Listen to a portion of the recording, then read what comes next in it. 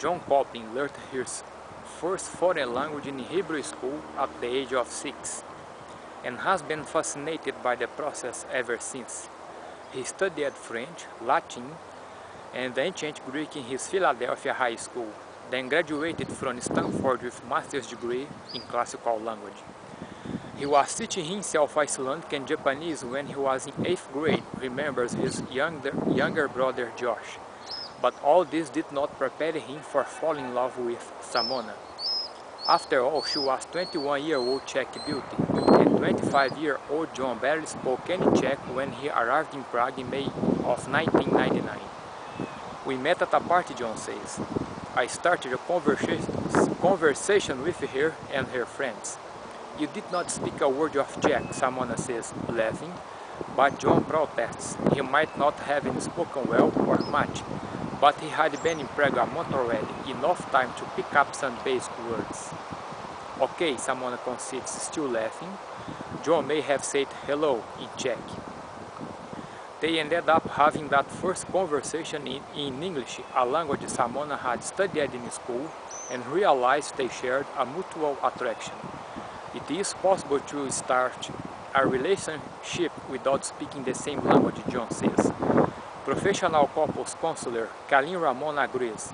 If people are in love, they communicate quite well without language, says Ramon, who works at the Center of Human Relations in Atlanta, Georgia.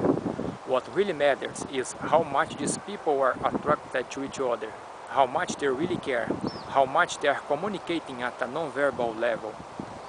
So the language itself does not present a problem. The most important thing is tolerance, open-mindedness, and of course, patience. The Coplins are a classic example. Within a week, the two were dating, and Simona began teaching Czech to John. She also continues to improve her already proficient English skills. I think that one of the reasons we were successful as a couple was because we made an effort to learn each other's language, John says. The two were married last September. They now live in Frankfurt, Germany, where John works in sales for Samsung, and Simona is working on yet another language, German. Christian and Christopher Dowd also surmounted the language barrier. Christian, 29, who is from Brazil, works in food services. Christopher, 33, is a lifeguard from San Diego, where they now live. They were first married in Hawaii in 2003, followed by a second ceremony in Brazil in 2005. When Christian came to San Diego at the age of 25, looking for some kind of adventure, romance was the last thing on her mind. But all that changed when she met Christopher in a club one night, just 2 weeks after she arrived. Christiane says the textbook English she learned in Brazil left her unprepared for dating and daily conversation in the United States. When I got here, I heard words that I did not think existed, she says. At school, we learn a lot of grammar, but when you see a movie, you don't know what they are talking about, all the slang and everything. Phrases like rip-off and hook-up confused Christiane.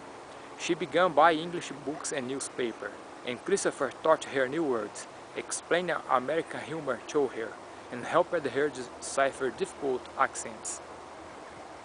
Like cowboys' accent, she says, laughing. In the meantime, Christopher began to pick up some Portuguese himself, using the Spanish he had learned in high school as a foundation.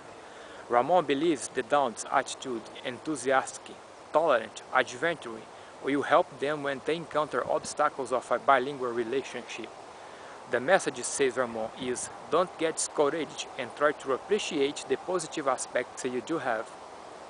She is patriotic Brazilian and I am patriotic, American, but we both feel like we are citizens of the world, Christopher says.